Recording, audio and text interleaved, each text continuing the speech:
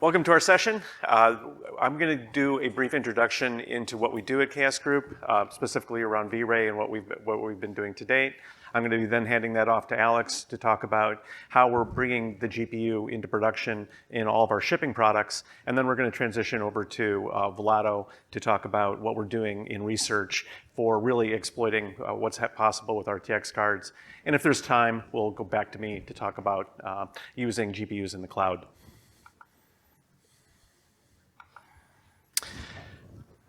So at KS Group, we create rendering solutions. We're a company dedicated towards rendering, and we're basically the world's leader in ray tracing for creating solutions. We have about 300 people worldwide developing products that span the gamut from design to entertainment to simulation for what's possible for creative people. About 92 of the top 100 architects in the world depend upon V-Ray, and over 200 feature films that you've seen also been using V-Ray. And here's just a quick sampling of some of the larger companies that use us. Of course, you probably know us most for what actually gets produced in movies, and for this we were awarded an Academy Award a little over a year ago. But the real mission within KS Group isn't just rendering, it's really to solve hard problems so that you don't have to.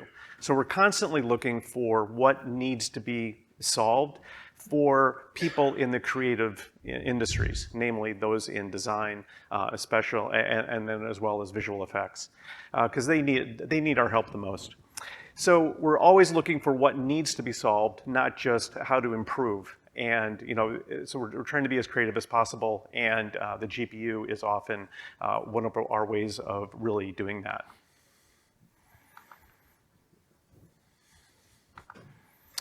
So let's talk about GPU ray tracing for a minute. As John mentioned on the intro, we've been doing this for about 10 years. This started actually back in 2008 with a version of V-Ray called V-Ray RT.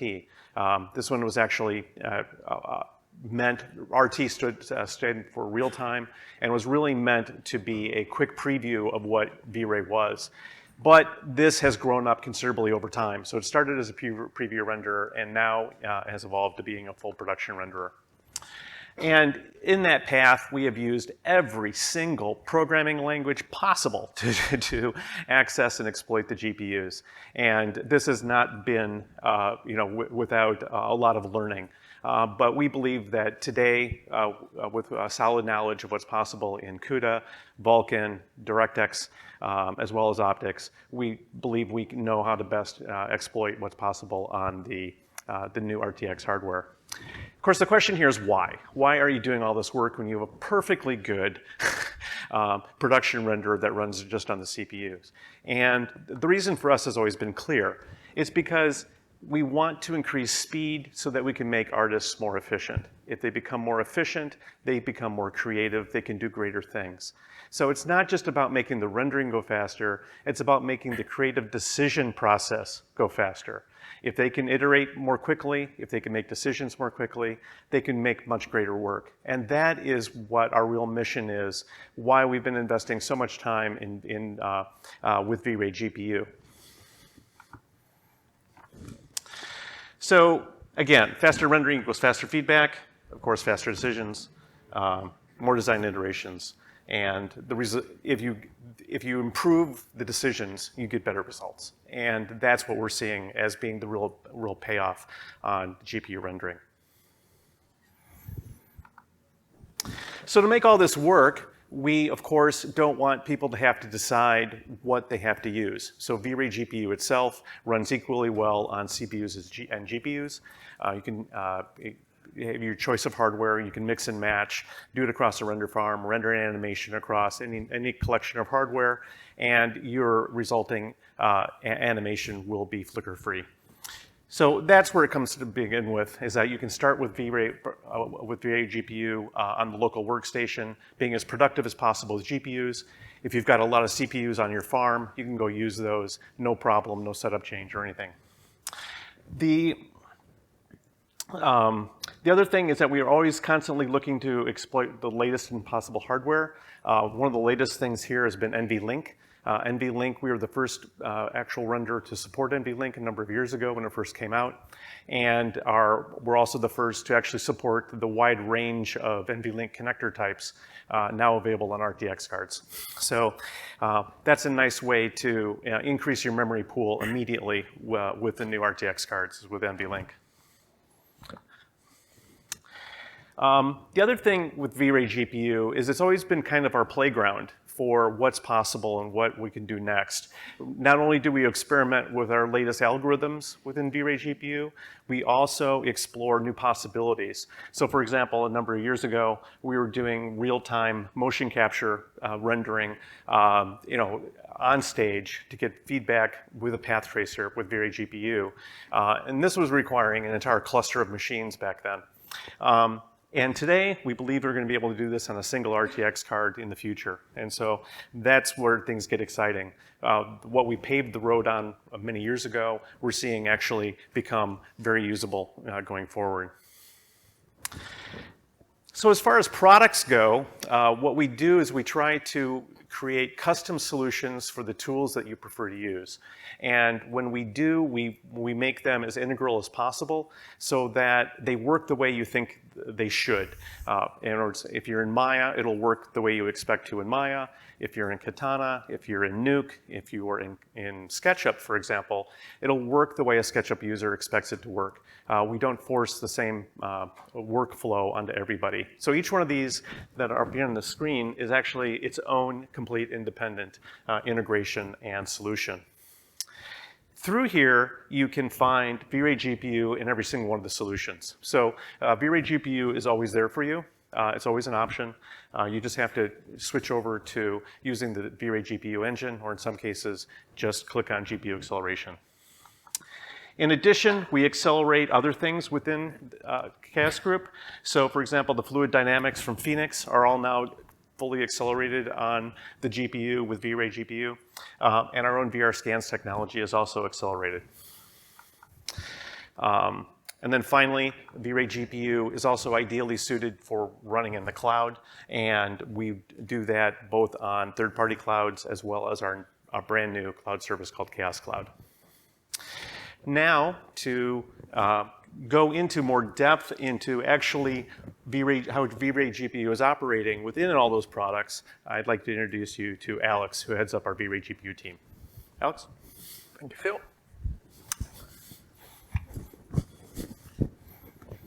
So, V-Ray Next was designed with productivity in mind. It's faster, it's more responsive, it's smarter, easier to use, and it's focused on getting things done.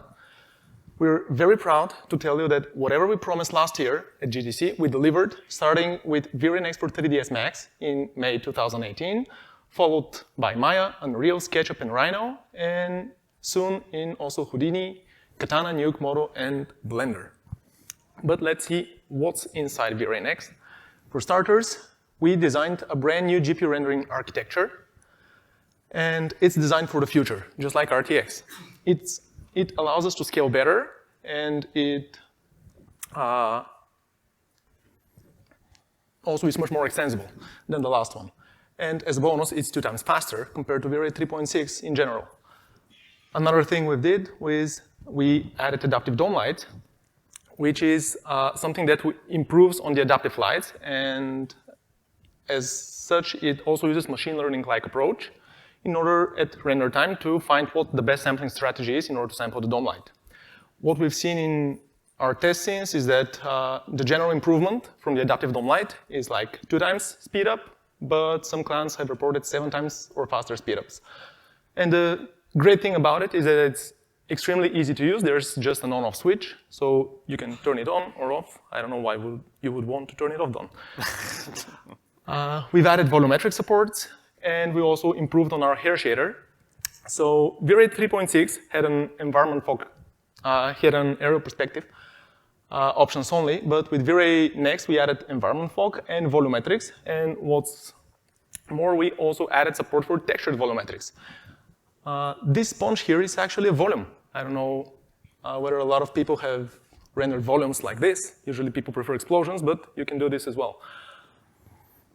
We've also improved our sampling strategies for homogeneous volumes, so you can render fogs faster now. And as V-Ray has already been production-oriented, we've been able to support large, complex shading networks. We've been able to support a variety of procedural shaders, and we're constantly looking for perfection and how to improve on ourselves. So we've added an improved hair shader in V-Ray Next, which allows you to use glint and glitter controls to get those fine details on the highlights of the hairs to bring that little extra photorealism to your renders. Of course, this is not the only thing shader-related that we did. We also added support for edges textures, which is a tool that you can use to visualize the underlying edges of your geometry. It's geometry aware, so if you have quads, it will visualize quads, but if you need to show the triangles, there's just a simple switch that you can enable and you'll see the triangles. A very popular open source texture that a lot of people use is the Burcon noise. We had a lot of requests for that, so naturally we also added Burcon noise acceleration to the GPU. And we added support for acceleration for VR scans. Now, if you don't know what VR scans is, it's our Chaos Group's proprietary shading material library. It uses a combination of software and hardware scanning in order to get the exact properties of the material so that you can visualize it with the best quality possible. For example, with the VR scans, you can visualize things like the holograms that you can see on money or retroreflectors that you see on on traffic signs.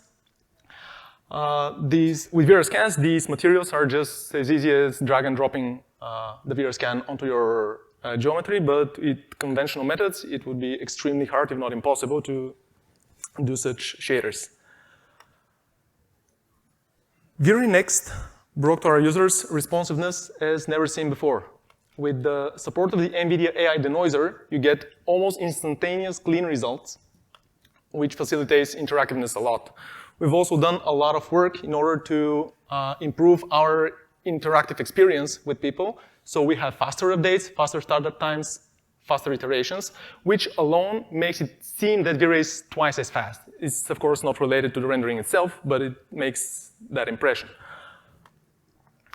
And for the Max users inside this room and all over, there's a thing called active shade that people hated a lot, actually, because in order to, when you switch to active shade, you lost all your settings into your production render. So active shade was used for interactive rendering in Max, but the constant switching between the two was really a nuisance for users.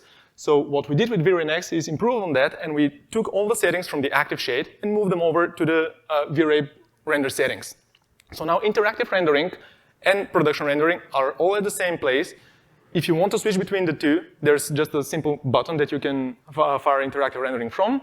And since all your settings are up in one place, you're always guaranteed to get exactly the same result between production and interactive. Another thing that we did to make our lives easier is we introduced a new public API that queries feature support status. Now, V-Ray and V-Ray GPU are two completely separate render engines, but they used to share the same UI in V-Ray 3.6, which made it pretty hard for users that are not extremely familiar with our supported features list for both engines to know what's supported where. So we added this new public API that queries support status. So through it, you can actually build your own custom UI that maps exactly to the features that are supported on the particular render engine. And we've done that in Max and Maya already. So what you see is what you can actually use, and what you see is supported, you can use it. This is something that our users liked a lot. V-Ray Next also became much smarter with the new updated, as we added auto exposure and auto white balance. They are located in the camera settings. You can see their controls there, and what they do is they offload some of the technicalities that users have to deal with in order to be more creative. So if you're doing an interactive render with a lot of lights and you move lights around, you move geometry around, this affects lighting, of course, and you constantly had to go to exposure settings and adjust the exposure in order to get exactly what you needed. But now V-Ray will do those automatically for you. So you just can concentrate on being productive. It's also a great feature that you can use in animations with changing lighting conditions because V-Ray will automatically handle these for you. For example, if you go from an interior to an exterior and vice versa. As part of our focus on production, we've also added GPU bucket rendering. And it's really, really easy to use because all the configurations is also automatic. V-Ray will automatically decide what the optimal bucket size is for your renders, so you don't have to worry about GPU utilization anymore. V-Ray will do that for you. And also, as V-Ray, as John said, V-Ray started about 10 years ago, V-Ray GPU. And back then it started as V-Ray RT. So it was designed as an interactive solution, and as such, it only had a progressive renderer. And there's nothing wrong with a progressive renderer. It's great, it works great to this day. It can be used for final frame rendering, but it has some limitations that bucket renderer works around. And one of those is, for example, distributed rendering. If you want to distribute a scene over a network, the ideal thing that you want to do is to send larger jobs with pixels that are probably close to each other, best if they're close to each other, and buckets do exactly that. So by adding the GPU bucket renderer, we've been able to accelerate distributed rendering and scale better. We've also added some features that are really hard to implement with a conventional progressive sampler, like the CryptoMath render element, which was highly supported by our clients. And we've also been able to add resumable rendering. Resumable rendering is a feature that allows you to start a render and just terminate it at any time you want, and then continue rendering from exactly where you stopped last time. And we've also improved our internal chaos group denoiser by adding the ability to denoise render elements while keeping integrity. What this means is that after you denoise the render elements, the combined render elements will exactly match the RGB. This allows you to do faster renders, denoise them, and bring them to your favorite compositing application like Nuke or Photoshop and do post with denoised render elements. And here's just a handful more features that we brought to you with V-Ray Next, like improved displacement. The displacement in V-Ray Next is much faster to calculate. It also uses incredibly less RAM than the previous version. And all of this is without doing any compromise on quality. It looks exactly as good as it would look in the previous version. We have improved lens effects. We have refraction dispersion, which is great for visualizing jewelry, for example. And the feature that our clients loved a lot, is being around for a few years now, is the on-demand textures. It's a mode which allows V-Ray to start rendering with no textures at all. And while rendering, V-Ray will automatically determine what textures are needed, load them, and rescale them at exactly the right size, so it doesn't affect visual quality, but is very, very memory efficient. And this feature worked only for production rendering, but now with V-Ray Next, it's also available in interactive rendering. And of course, as Phil said, we are the first one to add NVLink support, but with V-Ray Next, we extended it, and now we support the RTX cards as well. We've asked our customers what they love the most about V-Ray Next, and here's just some of their feedback. So what everybody loves is the new interactive rendering. It's blazingly fast. They love the adaptive dome light. They say that they've seen great improvement in the user experience with the new UI. They love the volumes. And basically, they say that the new rendering architecture bringing 2 times speed up has postponed the need to upgrade their render farms at this moment. Also, a thing mentioned here that I didn't mention earlier in the slides is the debug shading that we launched with V-Ray for Maya in November this year. It's a tool that allows users, while doing interactive sessions, to select certain lights, materials, or geometry and isolate them in order to work only on these. This was a feature that was so loved that we're now actively working on bringing into Max as well. But enough of what's in V-Ray right now. Let's talk a little bit about what's coming. So we're working on bringing full out-of-core rendering. So we have on-demand textures that works great with optimizing memory usage. And we have MLink support that will extend your memory pool whenever you need it, but we'd like to go a little bit further on that and completely remove the memory barrier for our users. So with out-of-core, when you are close to the memory limit on your GPUs, the GPU will automatically start to offload resources that you no longer need at this point in order to make room for new ones. And this will make it really, really hard to get ever out of memory again. We're also working on bringing RT-Core support, but I'll talk about that in a minute.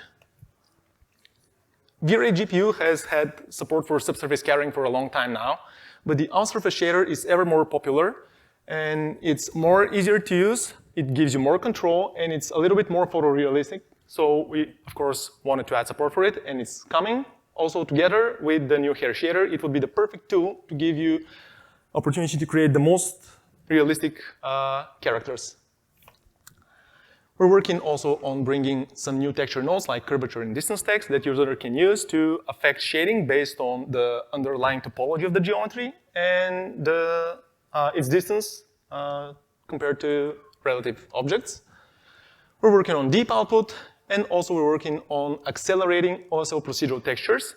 We've been supporting OSL on CPU for a while now, and on GPU we have a variety of shading languages that we support, like the NVIDIA MDL and the GLSL that we heavily use in Unreal, but it only makes sense to accelerate OSL, since it's so popular nowadays and we already have it for CPU. Now that we also are able to run GPUs on the cloud, when you launch a massive job on the cloud with thousands of GPUs, you soon realize that the scene loading actually becomes a bottleneck compared to the render time. So we're also working on making faster startup times. And as you probably know, V-Ray GPU can also be used to run on a CPU. So you can run the GPU code on a render farm, for example, that doesn't have any GPUs at all, and you know that the results will match identical to your GPU results. The thing is, though, that as we have invested time in accelerating V-Ray GPU for the GPU architecture, we know that some of the algorithms inside can be modified to be more CPU friendly, and this is exactly what we're doing. And now back to the promised RT-Core support.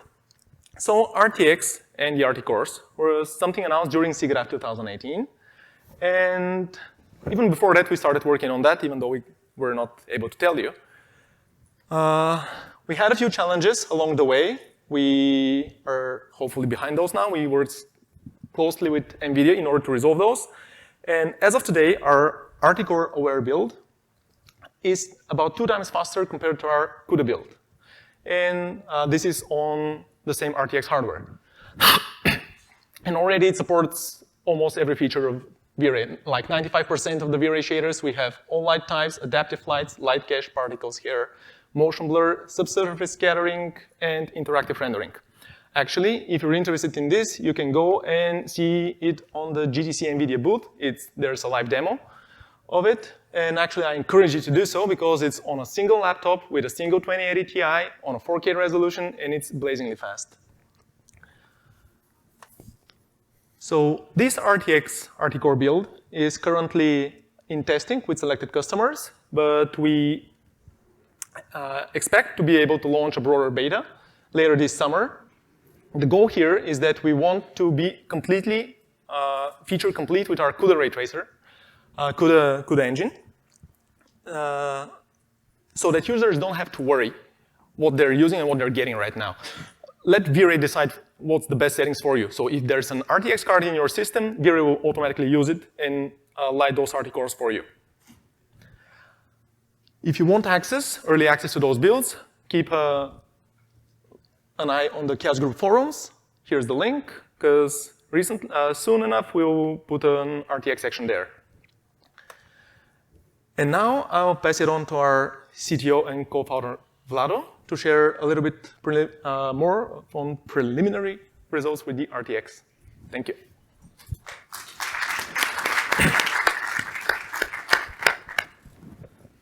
Hello.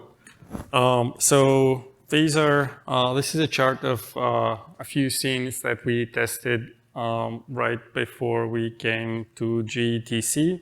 So these tests were actually done last week. across a few scenes. They show the performance of our builds of V-Ray GPU running on optics versus CUDA on the same hardware, which is a 2080 Ti graphics card. And you can see that in many cases we get quite a good speed bump. In many cases it's 2 times or more. In one extreme case, this is the second scene, we got more than 8 times speed improvement. And for other scenes, the improvement is slightly less, but it's still there. And why do we have such varying results? Well, it's because if you look at the ray tracing process as a whole, it can be split into 2 very distinct stages. The first is raycasting, where you take rays and intersect them with the scene geometry to find out the closest intersection point. And then the second part is shading, where you need to determine the color of objects, the lights that need to be evaluated, which rays to trace for reflections, refractions, and so on. And the RT cores inside the Turing GPUs accelerate the ray casting portion. So, for example, in a scene that looks something like this, which has a lot of geometry instances, you may get something like 59% shading, ray casting versus 41% shading as part of the total render time. If we override everything with diffuse white material, we may get something like 76% for ray casting. And for an actual VFX production scene, you may get something like a 45 to 55% split for ray casting versus shading. And this explains the difference, the different performance for the different scenes. The scene that was 8 times faster was actually a scene where everything was just one material, diffuse white material, but lots and lots of geometry.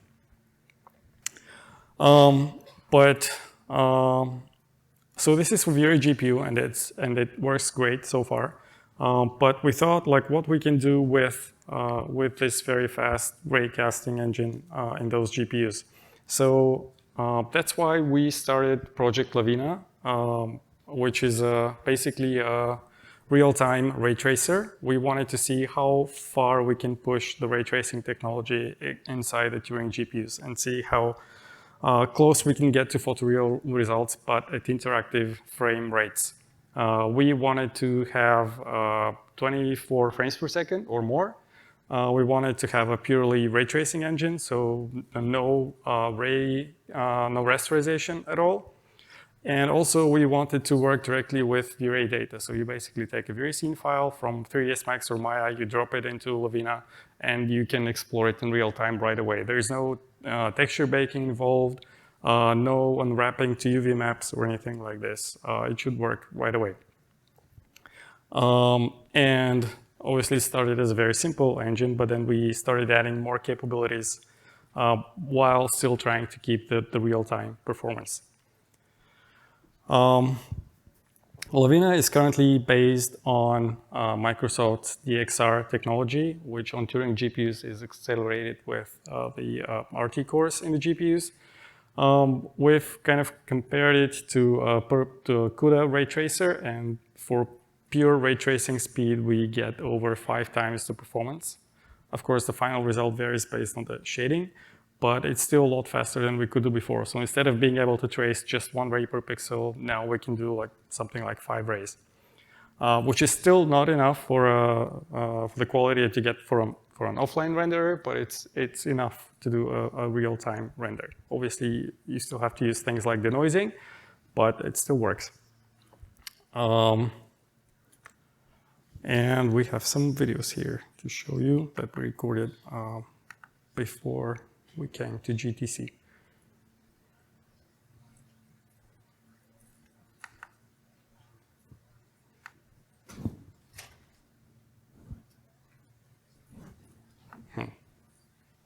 It's gonna take a while.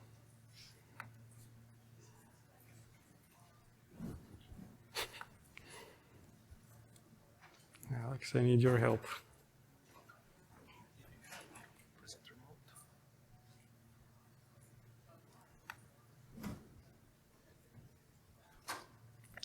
let's go with that. So this is a very scene file. It's basically just loaded into Lavina. It's an architectural scene, one of the AirMotion scenes. And it's just running on a single 2080 Ti graphics card. You can see a little bit of noise, which we use the denoiser to deal with. But the performance is quite good. We get 24 frames per second.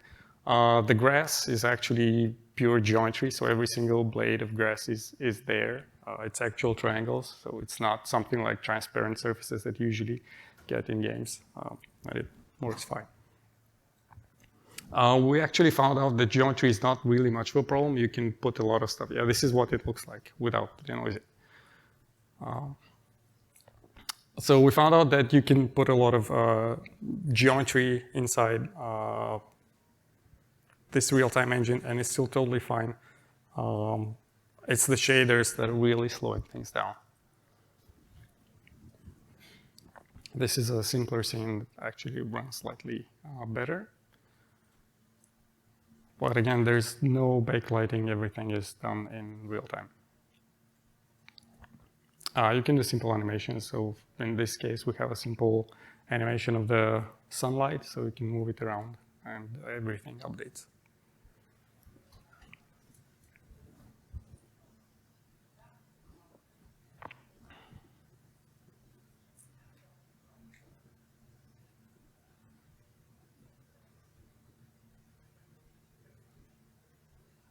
So does this look like a dog to you? Because I thought it was a dog, but somebody actually said that it's a robot. Right, so we did this project, and then people started asking us, so why now, instead of having just one render, now you have two renders, and do you want to keep doing this? And we think that there is a real use case for this, because V-Ray GPU is a production render. It has a lot of features, but it can't really do 24 frames per second. Just the time it takes to get the data from the final pixels, from when they are computed to the screen, is very large because there's a lot of processing going on. We have to deal with render elements. We have to deal with pixel filtering, distributed rendering. So there's a lot of stuff that needs to happen before a user can see a picture. And while V-Ray GPU is fast for production render, it can't really do 24 frames per second. Project Lavina, on the other hand, is designed with just this real-time goal in mind. So it can be really, really fast. And instead of trying to cram everything into a single render, we still think it's a good idea to have specialized render for these use cases. We're still very far from the point where we can ray trace full production images in real time. You need hundreds of rays per pixel to do that. And we do this with V-Ray GPU, and it may take minutes or sometimes even hours. But we can only do like 5 rays per pixel for a real-time engine like Lavina. So this gap, we can fill it in with denoising and other tricks. But we feel that there's still a need to have two specialized engines for these workflows. But both these engines use the same data. They use the V-Ray scene files, V-Ray materials, and V-Ray lights. And there's no effort on the part of the user to move from one spectrum to the other. You just create your scene as you're used to in 3ds Max or Maya. You can either render it with V-Ray GPU, or you can bring it into Lavina for a real-time interactive experience. And that's something that you can do locally on your machine. But we also have V-Ray Cloud, which is a solution for sending your renders to the cloud for fast renders. And this is what Phil Miller is going to talk about. Thanks, Vlado. Yeah, so really quickly, there's been a lot of interest also in cloud rendering, kind of the opposite of the real-time rendering we were just seeing. And this is really for the full production, offline, final frame image production. And the cloud is a great solution for when basically you have a time problem. You have a lot more to do than you have hardware or the time to do it in. So let's explore a little bit about using the cloud because it does have some very interesting things that are appealing to people in production. So the first of all is to look at the economics of cloud production. If you've never done it before, you'll find out that most of the cloud providers charge linearly according to how much compute power you're using. So, for example, 64 cores will cost exactly 4 times as much as using 16 cores. Well, what this means is if your renderer scales linearly, you basically get to go free. You basically go faster for free. The other thing is that if you can get your solution to be okay with your hardware going away, in other words, you're using a machine that may be preempted, then you get a big cost savings, up to 80%. So suddenly the cost of using the cloud goes way down if you design your solution so that you can work with hardware that may be disappearing on you. The other thing is that you really want to be looking at Linux, as renting Windows in the cloud services tends to be pretty expensive. So the good news is that both V-Ray and V-Ray GPU have a great combination for all of these cloud factors. So they both scale very linearly across all the processors in the machine. They run independently on Linux, and most importantly, they can work on preemptive machines. So if the machines go away, you can basically resume the rendering where you left off. Something that we were describing before becomes very important for the economics of using the cloud. Now, what really changed over this last year is that the cost of these preemptive machines have come way down. And this is across several of the services out there. And so what this means is that, if I was here last year talking about cloud rendering with GPUs, I would have said it was a wash. It was about the same price running around CPUs or GPUs. That's not the case anymore.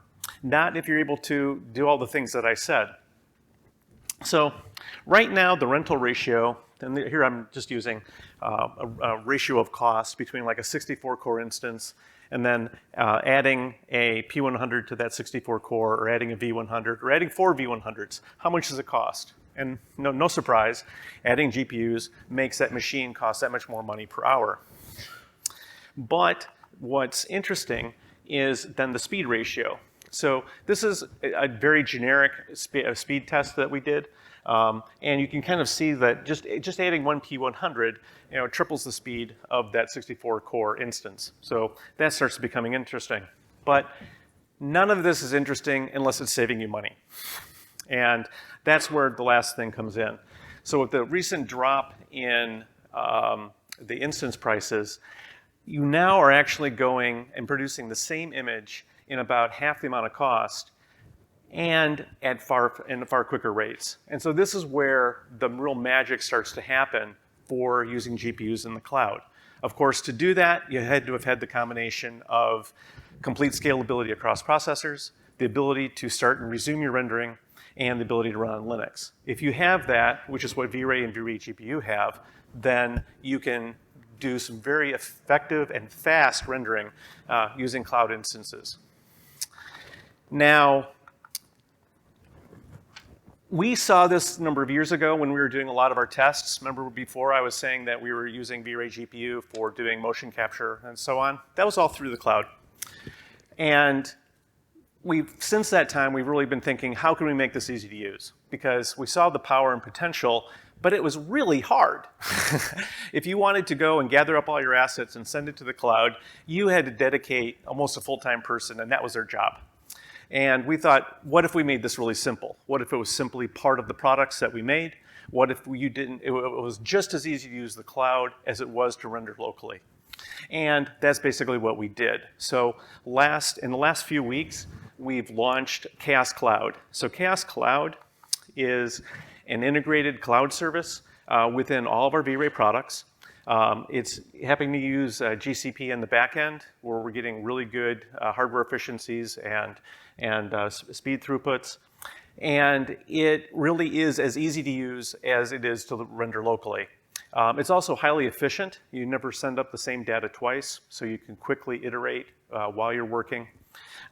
If different parts of the job, different shots, whatever, reusing the same assets, they can go up very, very quickly. And you can manage all of this through a web browser from any device, say your phone, after submitting them. Also, all the prices are completely inclusive. There's no hidden charges, so it's all very easy to use. Now, this is all using CPUs today. If we run a V-Ray GPU job, we are running them on CPU instances, but in the very near future, we will be supporting GPU instances, if only so that you can save money on producing the same images. So that will be coming out later this year. So that's what's happening on the cloud side. And with that, we have saved a few minutes for Q&A in case there's any questions for the CHAOS team.